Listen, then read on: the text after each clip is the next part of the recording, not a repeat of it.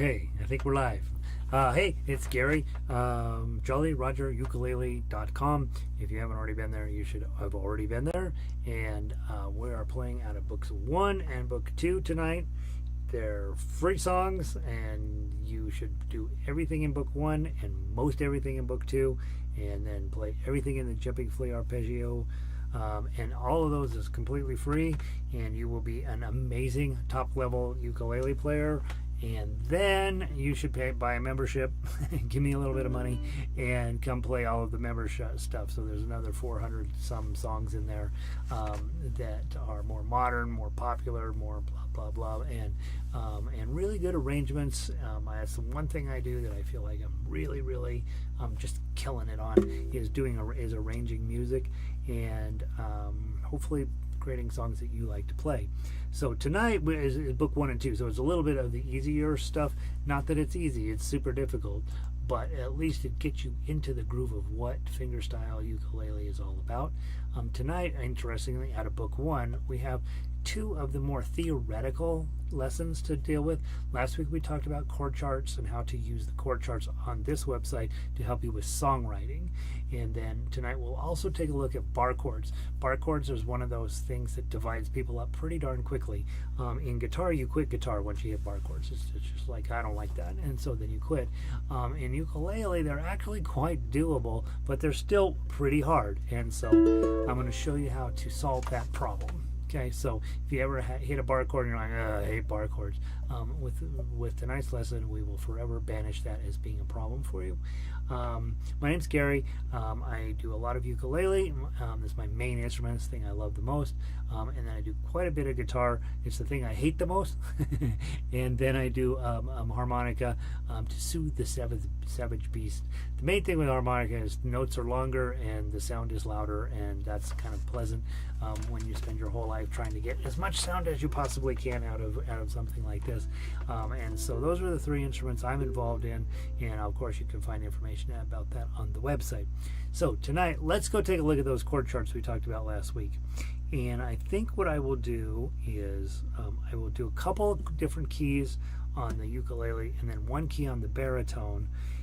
I try to keep baritone and ukulele as equal as possible in these lessons.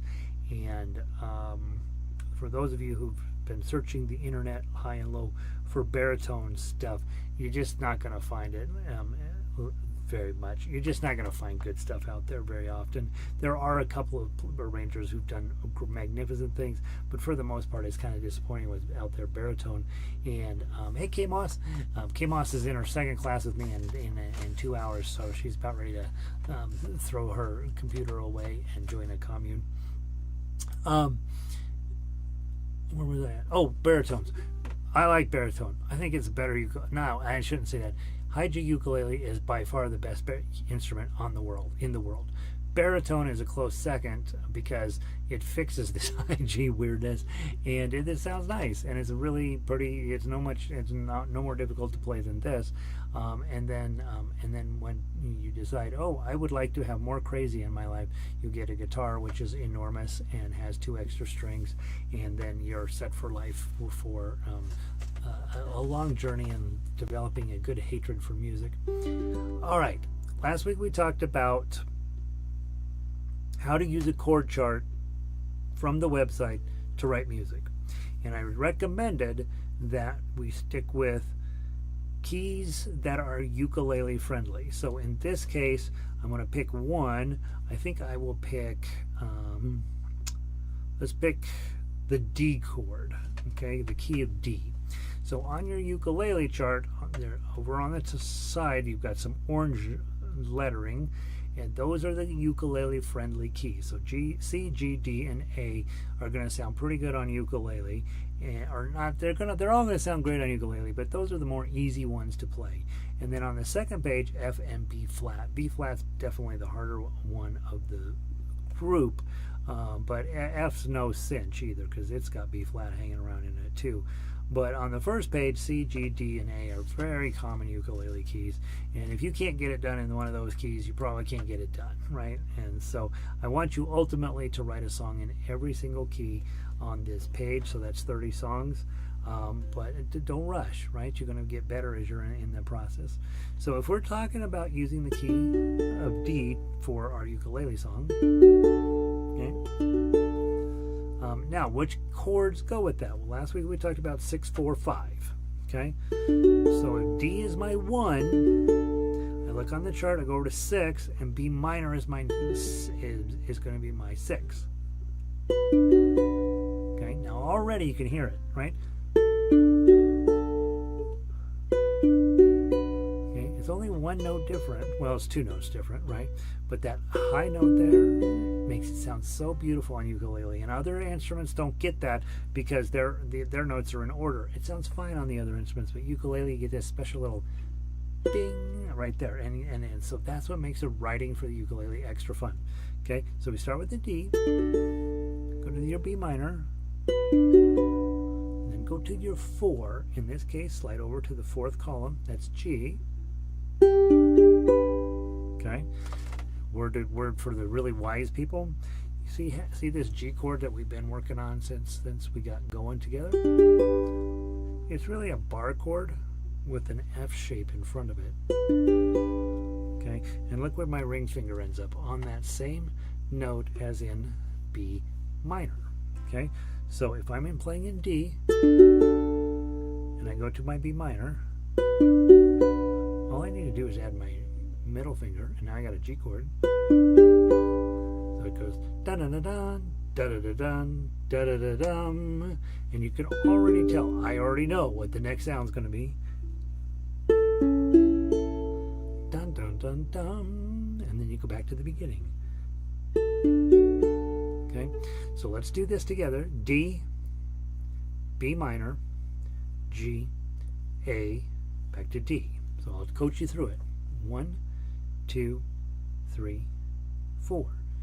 D, 2, 3, 4, B minor, 2, 3, 4, and G, 2, 3, 4, and A, back to D, and D, 2, 3, 4, B minor, 2, 3, 4, and G, 2, 3, 4, and A, 2, 3, 4, and D, 2, 3, 4, E minor, 2, 3, 4, and G, 2, 3, back to A, 2, 3, and finally on D. Okay.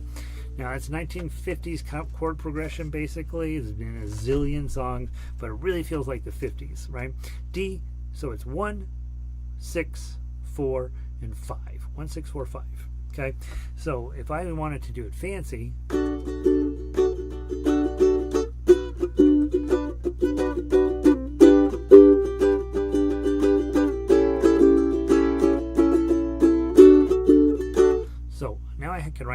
I can write a song. I only have one job left, and that's to write words in a lovely melody that goes over the top of those. And so with that basic framework, that 1, 6, 4, 5 framework, you start thinking about, all right, so I need to have some make some things kind of interesting. So anytime you have a 5, you could substitute a 5, 7.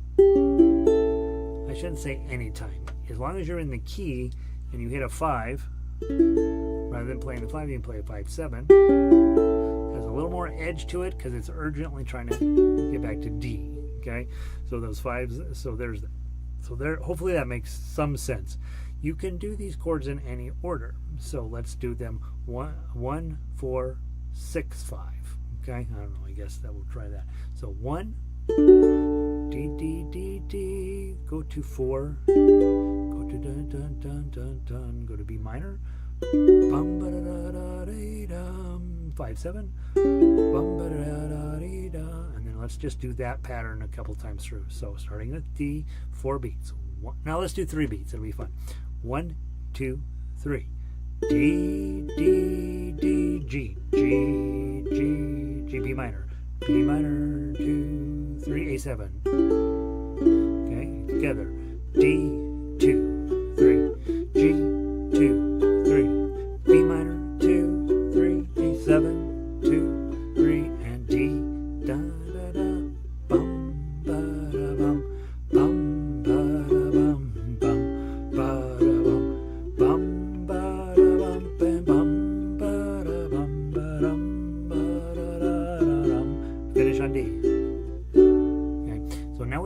waltz, right? It's in 3. 1, 2, 3, 1, 2, 3, 1, 2, 3.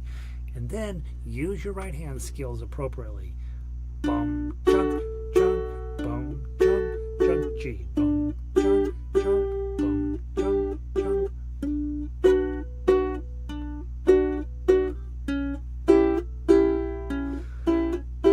And now it's starting to sound really fancy. Okay, so when you're thinking about writing your first song, don't get too out there. Have a nice steady beat. Okay, bump, bump, bump, bump. Second, pick your key. In this case, we've been working on D. Pick a chord progression, blah, blah, blah, blah, blah, blah, blah, blah, blah, and then write words over the top of it. So if I'm, okay, I'm gonna just think up some words. But let's go back to the original one because it's easier. The 4 beats on D, 4 beats on B minor, 4 beats on G, and 4 beats on A. So you go 1, 2, here we go. I'm writing a song in the key of D major. Everyone will love it just like I'm starting to. And blah, blah, da, da, blah, da, da, blah, da, da, blah, blah, da, da, da, ba, da, da, blum, ba, yum, ba, da, bum, bum, bum, bum, ba, da, bum. You'll find 8 gajillion songs out there that follow that exact pattern without any variation whatsoever. Obviously, as an artist and a musician, you want to start thinking about mixing up chords a little bit. And you notice if you're playing along in this key and you hit G, there's no rule you can't go from start treating G as your main chord. And so you're playing in D for a while and then you hit this G. No reason at all why you can't jump up to the G line and play those chords for a while. So if I'm in, so to give you the example, I'm playing in D, it's gotta be minor.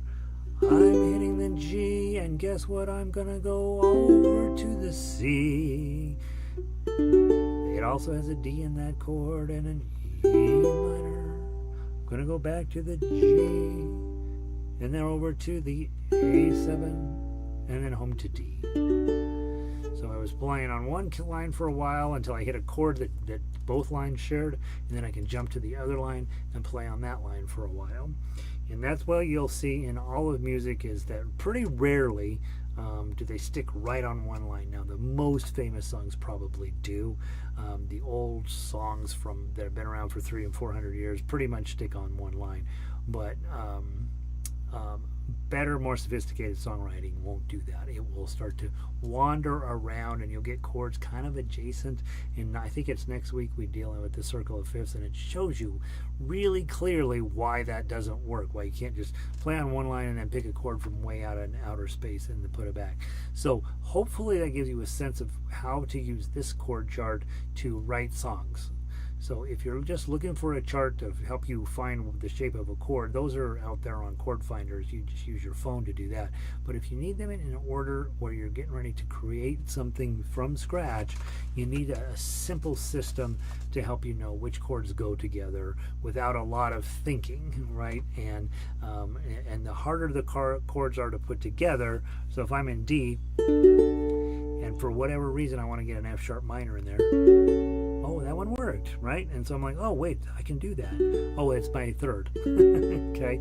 And so now I'm in F sharp minor. Well, now I'm going to dive down to C on the page 3 or 4, page 3. Well, what goes with F sharp minor?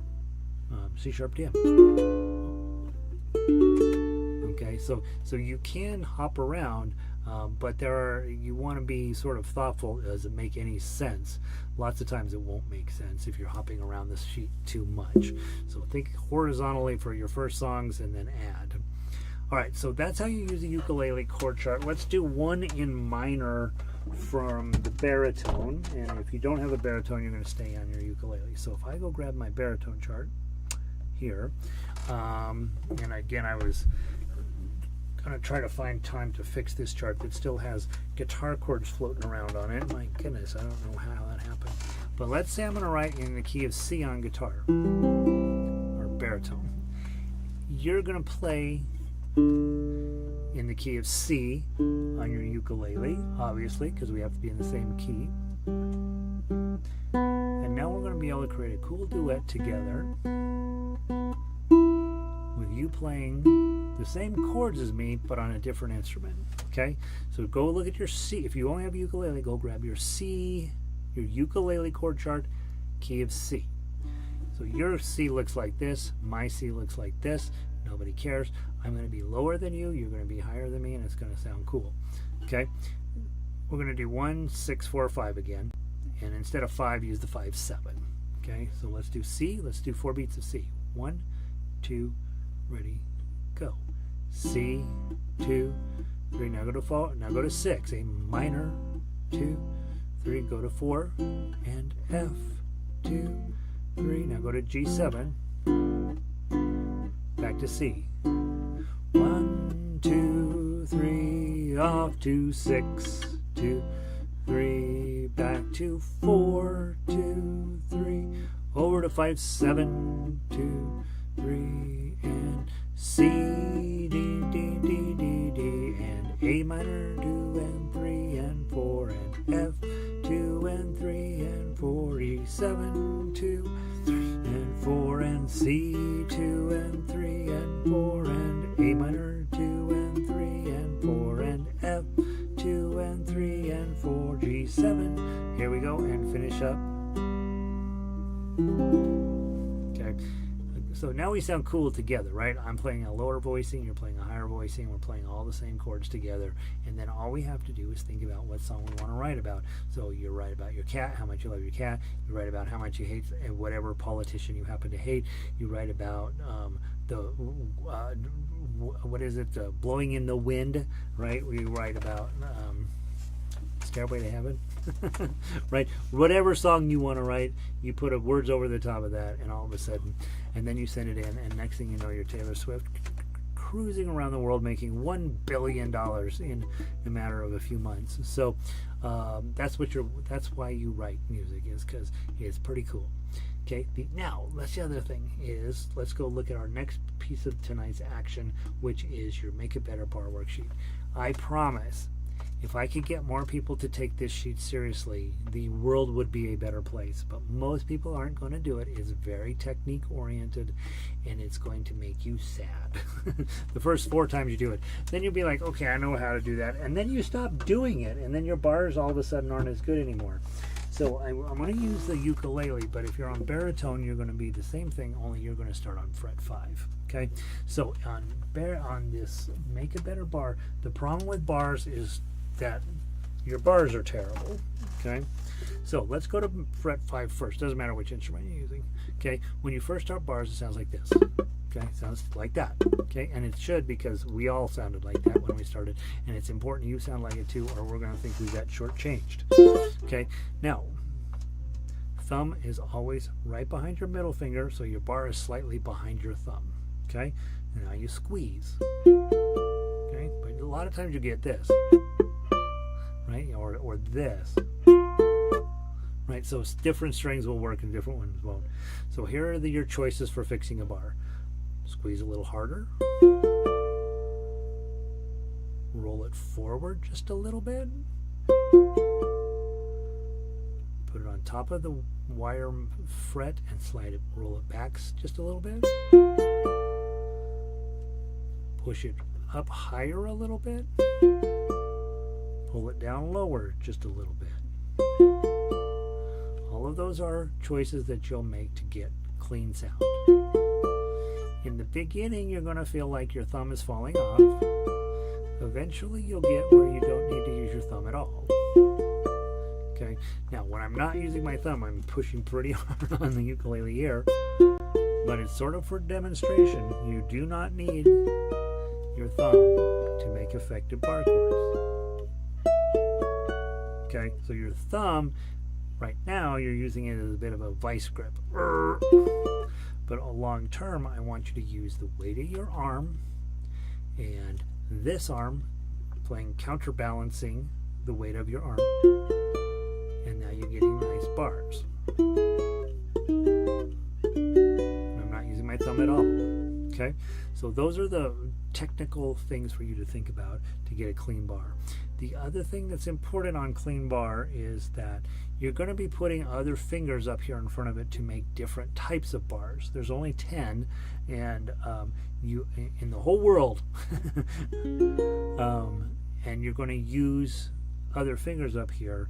So in the beginning, if you want to put this finger, your middle finger, on top of your bar to help, it's fine. Okay. Now, shortly thereafter, we're going to have to use that finger for other bar chords. But in the beginning, if you want to use that to press down, it's fine. You're not learning a bad habit. Okay, to help you just get comfortable getting that bar down and flat. The more arthritis you have, the more difficult you're going to have getting clean bars. Right? My knuckles are just in the process of growing year by year, and so every year I have to renew my commitment to making clean bars. Bar chords are coming up in fingerstyle ukulele. Lots of them all over the place. I don't like it, you don't like it. It's just the way it is on our instrument. So we're going to have to come to terms with them. Bars go on. Strings, fingers go in front. The one we do all the time, this bar on 5, F shape in front, pinky up on 8. We use this, that's all of the time. And it's very challenging. Only, this isn't that challenging, but this, getting this right, is challenging. So here's your job for the next 100 years. You're going to use your right hand in our regular arpeggio, thumb, index, middle, ring. Then you're going to put a bar on 1. Thumb, index, middle, ring. Then you're going to put it on 2. Then on 3. And right now I'm worried about making any bad sounds. I want them to all be clean.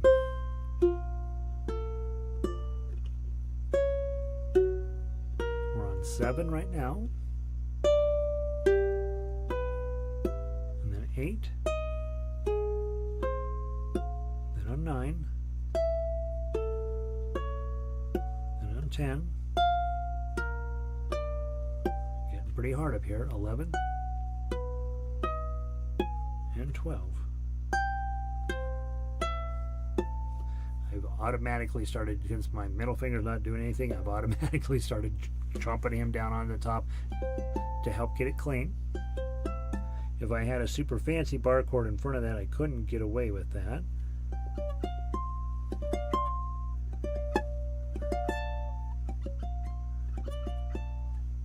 Okay, now once you get to 12, now you're going to change your arpeggio pattern. Ring, middle, index, thumb. Then you're going to drop to 11.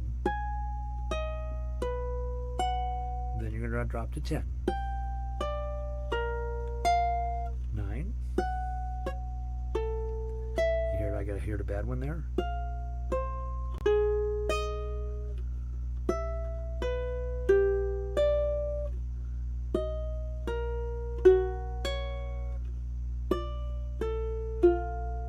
Here's 4.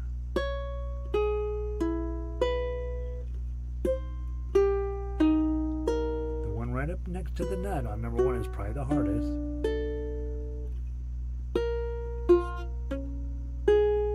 Open.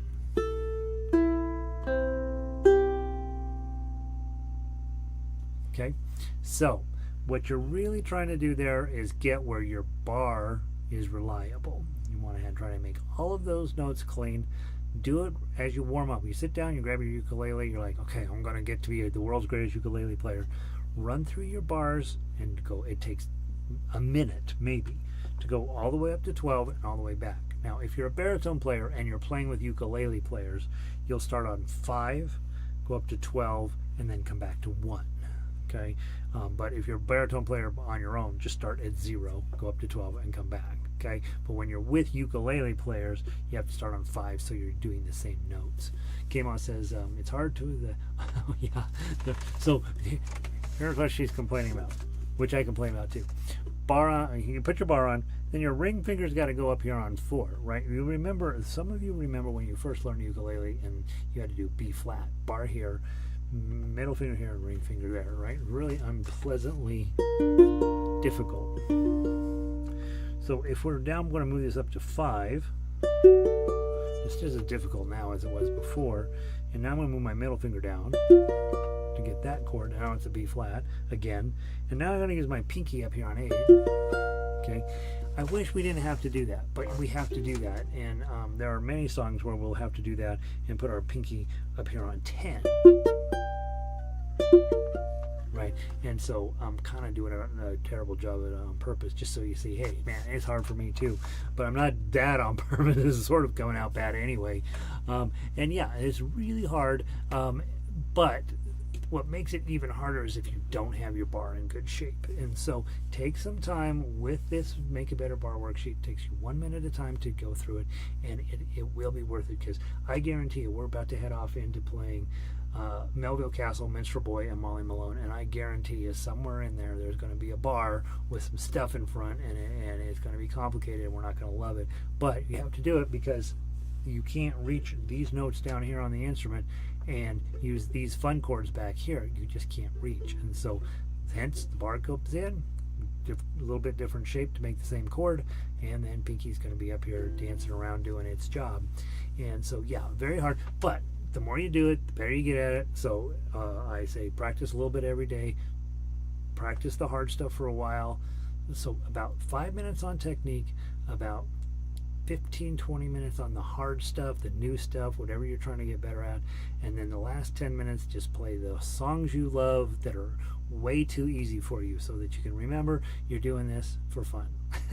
You're doing this to make beautiful music, and yeah, it's okay if you play songs that are way too easy for you. It absolutely is okay. I know a great, like, world-class guitarist, for his encore will play a song that I learned my freshman year in college, right? And it's because it's easy, it's fun, it brings him back to why he's doing this. And I would say take his advice. He's sought after on stages across the world, and he's wrapping up with a freshman level classical guitar piece and playing it way better than I did as a freshman, by the way. And a lot of people know that's what that is, and they love it anyway, right? Because they're like, oh, hey, I played this when I was a freshman. It's a smart idea to go back, play some of the easy stuff that you just enjoyed in the past. All right, let's go into book 2. How are we doing on time? It's exactly 30 minutes. Whew, perfect. Less talk, more music. Melville Castle.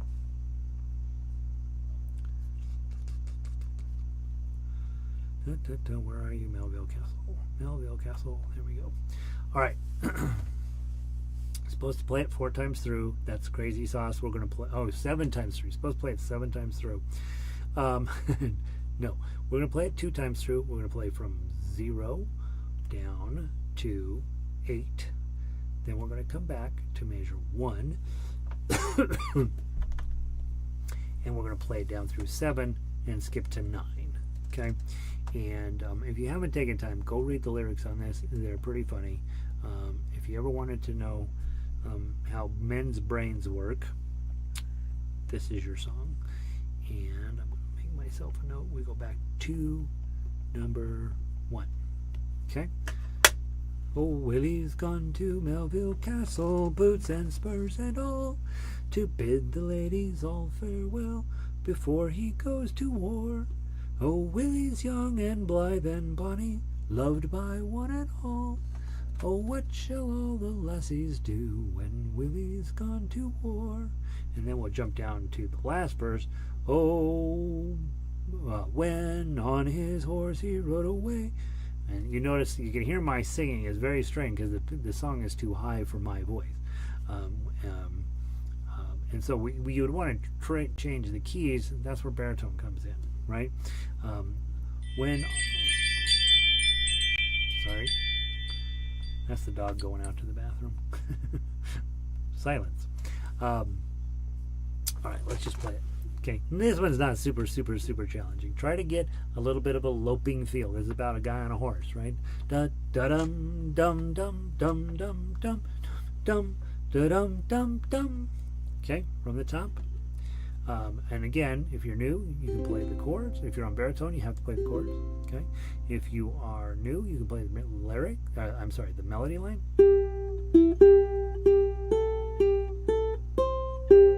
Okay. Okay, if you've been around a while, you of course want to play the tuff uke.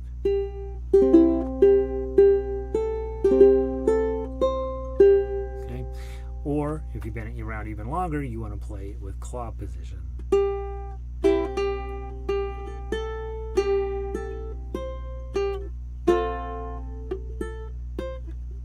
What is this? Oh. Okay, I think I'll play it with thumb. It feels the most right to me. From the top, 1, 2, 3.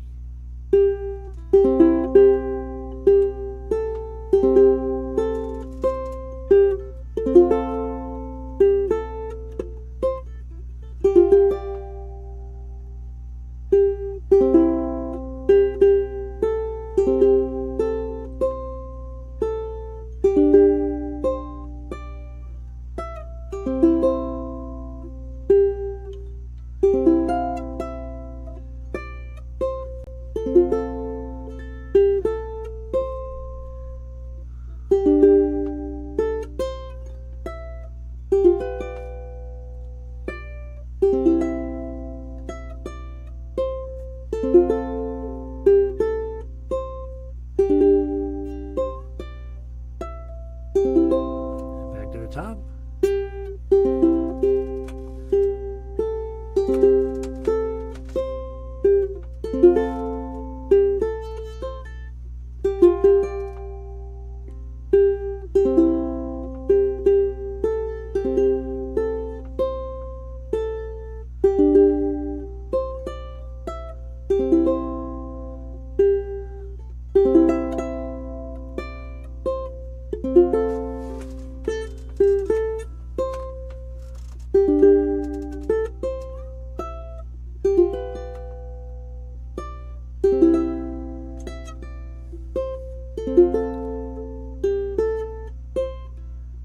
Second ending.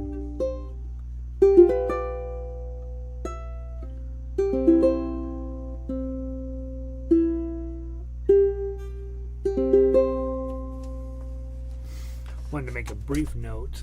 It's very common for me to add, you've got your C chord, right? It's very common for me to add the 3 on the second string right above it.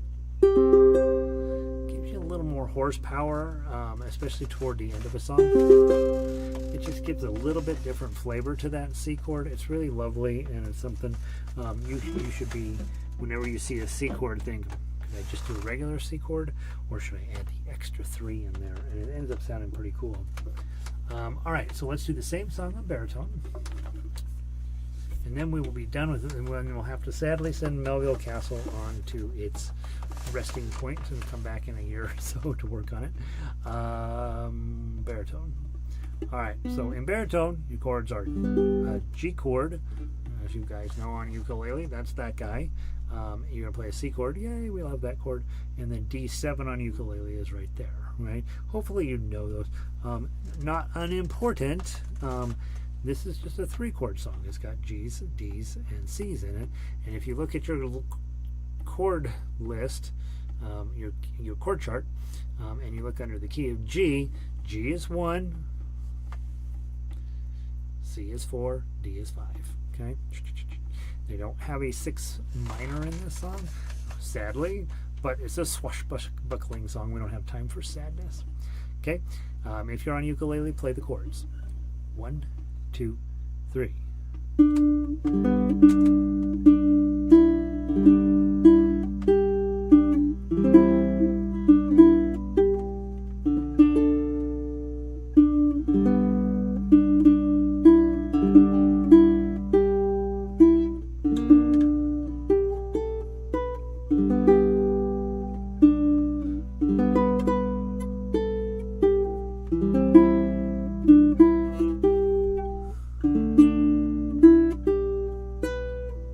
Whoops.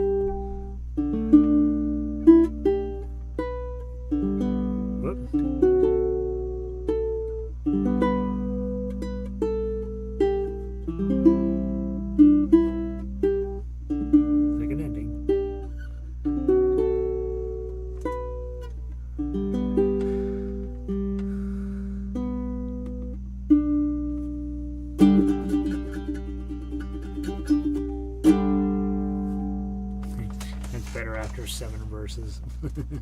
There. Isn't that fun song? I love that song. I think it's really delightful. All right, so now let's run over to Minstrel Boy. We'll do the baritone version first, since it's strapped around my body. Ukulele players, C, F, G, C of G, C of G, C of G, C of G. Aha! Measure 11, A minor. There's your 6. Okay? And not a surprise, right? I told you how to write songs. Thomas Moore wrote the words, and I don't remember who was the original arranger of this song. But yeah, C, F, G, and A minor. Just exactly what we just covered. Okay? And put some words on top of it. Okay? The minstrel boy to the war has gone. Okay. The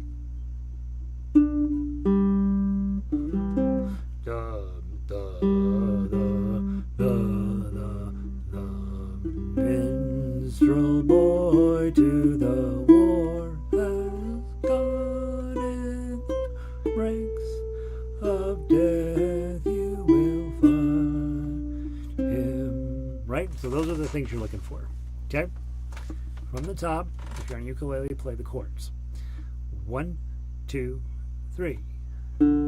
Whoops, don't play that note. 1, 2, 3.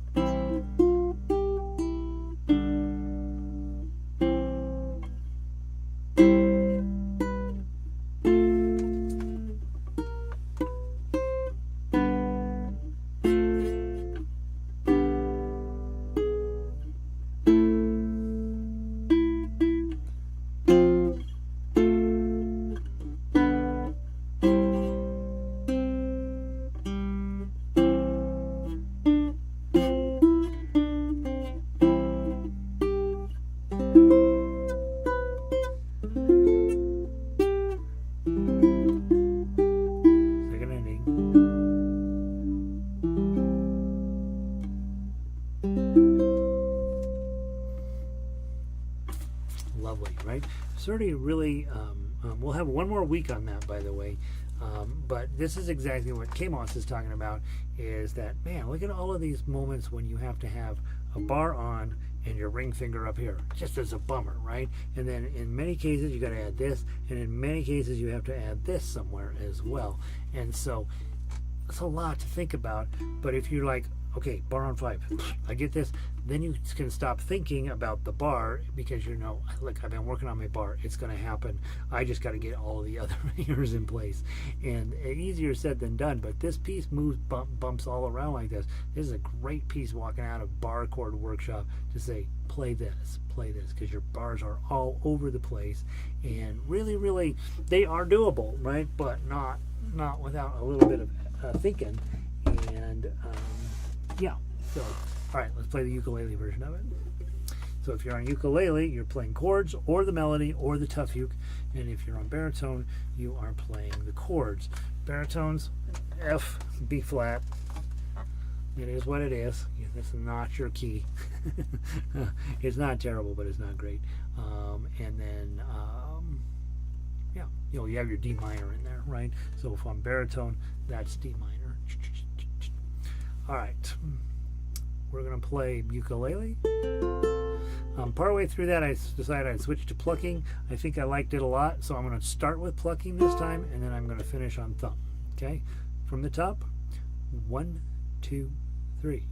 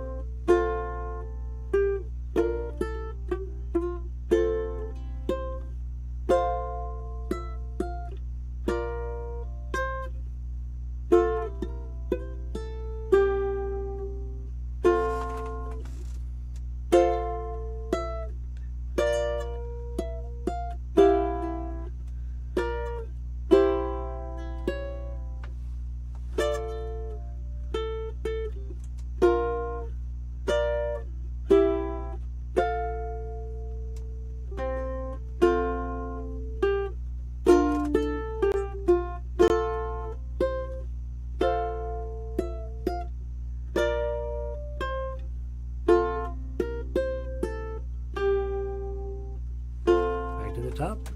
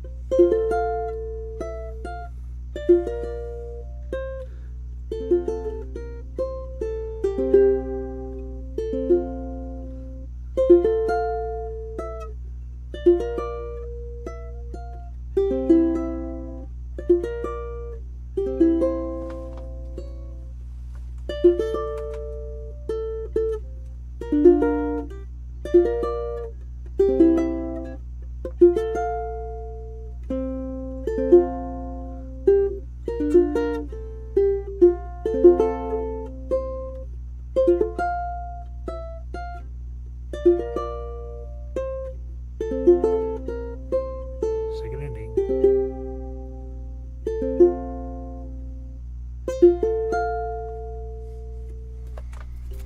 I really think that's a cool song. It's a really great bar chord workout, and definitely something that will help that work on the bar chord worksheet from book 1 pay off big time in book 2, and many other songs in addition to this one. So there, prove myself right. Okay, let's take a look at a new song this week. We'll lose Melville Castle for a while. We're going to go take a look at Molly Malone. If you don't know Molly Malone, pretty famous Irish tune. What time is it? We got enough time. But we are going to talk about poor Molly Malone. She was a fishmonger, and she was working in Dublin. And then I think that means she was selling fish. And, you know, I mean, it's just not a great life. In Dublin, I was there one time. You go into this little kind of cutesy, downy town area like they have in every European city, and there's a picture of Molly Malone, or a statue of Molly Malone pushing her fish cart. And those scallywags who come by, they reach up and they touch her breast, and so her breast is all bright and shiny. And the rest of the statue is kind of, you know, worn out a little bit. So if you go to apparently it's good luck, right? That's what they say. Touch Molly Malone's breast for good luck. I don't know if you should do that to anybody ever, unless you want to get punched in the face. Not that I would know anything about that. Now let's talk about how Molly Malone plays out. In Dublin's fair city, where the girls are so pretty, I first set my eyes on sweet Molly Malone. Isn't that beautiful? That sounds so Irish to me. As she wheeled her wheelbarrow through streets broad and narrow, crying cockles and mussels, alive, alive, oh. Now, one of the things we're going to run into, this and Whiskey in a Jar, there's not that much of this song, but man, oh man, after a few Irish ales, you want to sing that alive, alive, oh thing again. Alive, alive, oh, alive, alive, oh, crying cockles and mussels, alive, alive, oh. So that's what you do, right? So this mostly that. Wait till we get to Whiskey in a Jar. I think it's Tula Rula Roo or something like that. It's stupid. It's not stupid. It's hilarious. Anyway, she's a fishmonger, and was sure 'twas no wonder, for so were her father and mother before. So she's in a long line of fishmongers, and they both wheeled their barrows through streets broad and narrow. Repeat that thing. She died of a fever, and no one could save her, and that was the end of sweet Molly Malone. But her ghost wheels her barrow through streets. So her mom and dad were fishmongers. She was a fishmonger.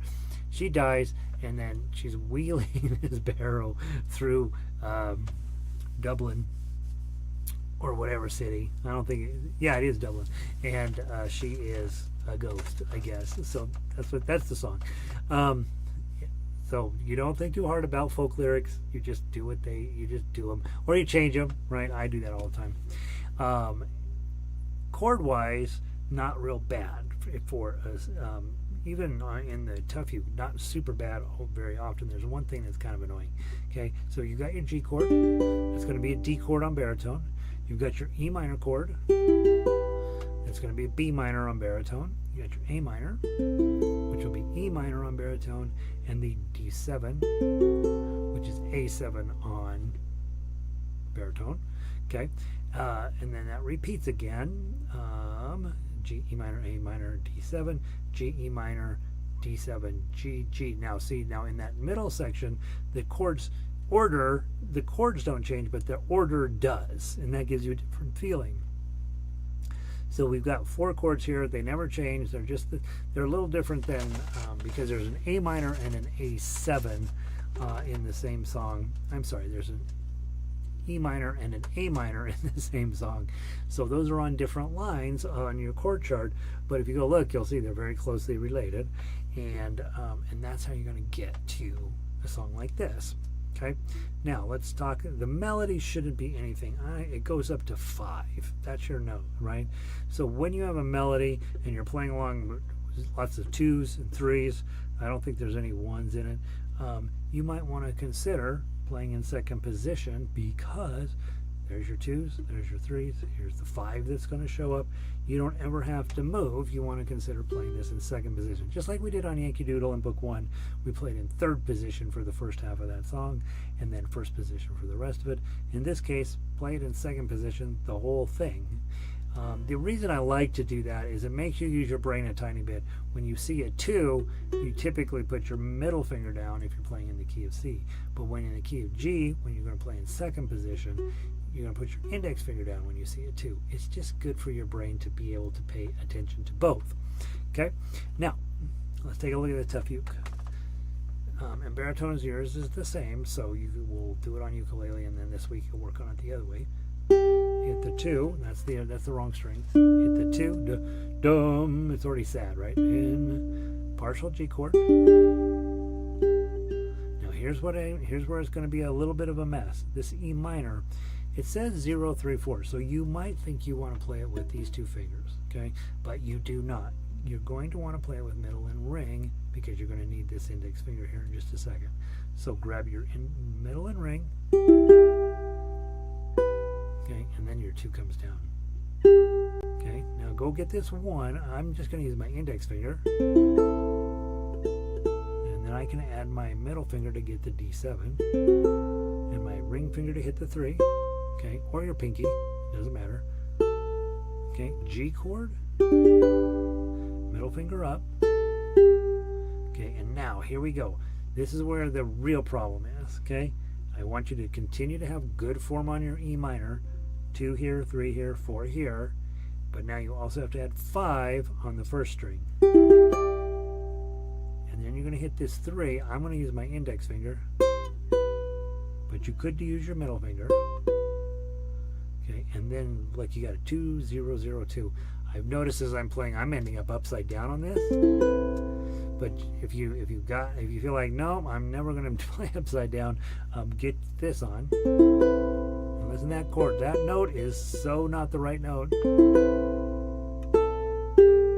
So you can see how the musician is working here. The composer is dum da dum dum, tension and release. Right? So it's super smart for songwriting.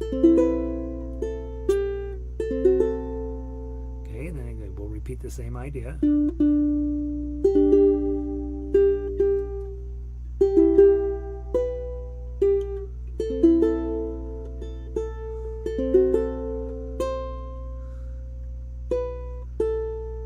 Okay, this is a G chord with your pinky up on 5, so 2 index finger, middle finger, pinky finger.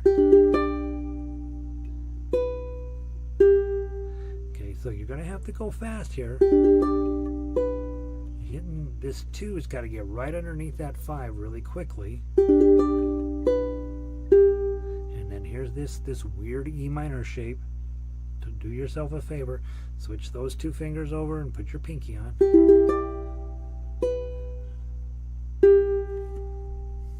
So it's bum bum bum bum bum bum, and then you finish out the idea. And then now it's just going to repeat the main idea.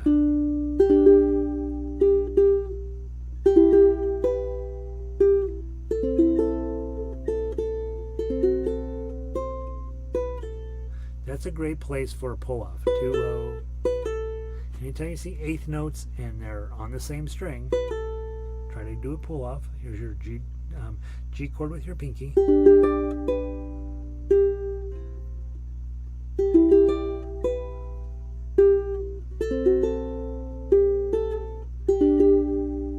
The end, the second time, third time, you're going to play it 3 times through. And now put this in your memory bank. A bar on 7 with the pinky on 10 is going to be a G chord. Okay? I like to play quiet or loud. Whichever works for your particular rock and roll sensibility. I think really, you know, she's dead and she's a ghost and she's wandering the streets selling ghost fish, and so nice, pretty soft. Maybe a nice way to end that song. So there you go. That's a really, I think it's absolutely gorgeous piece of music, and so many smart things in it on accident, just by I don't know whoever wrote this. Ireland, 19th century. That means we probably don't know who wrote it. It's just got a really cool way about the E minor and A minor hanging out next to each other, creates this really deep feeling of complex songwriting when it's not really that complex. And so, beautiful piece of music. So work on that this week. Tomorrow night, for those of you who are members, and you should be, because why not? And once you finish book 1, don't become a member until you finish book 1, because most people never finish book 1, and then you know, they're just not. It's just more than they wanted to get into. Next week, tomorrow night, In My Life from the Beatles. It'll be our last night with that. Let It Be might be the last night with that because I'm sick of it. Michelle, it will be New, and Rainbow Connection. I sent you guys out a couple weeks ago, updated version of it. Really love that tune, and I really love Kermit. So yeah, so there's that. So I'll see you, hopefully some of you tomorrow night for the members group, and then otherwise I'll see all y'all next week at 8 o'clock. We changed the time, 8 to 9 Mountain Time. I know for those of you on the East Coast that's a little late. Come watch the replay.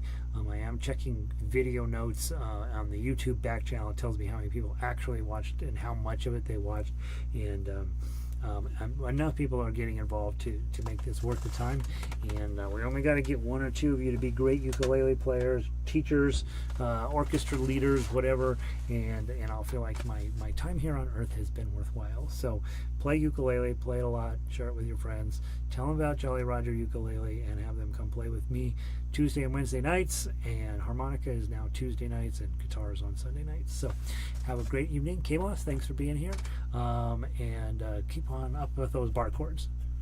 Peace.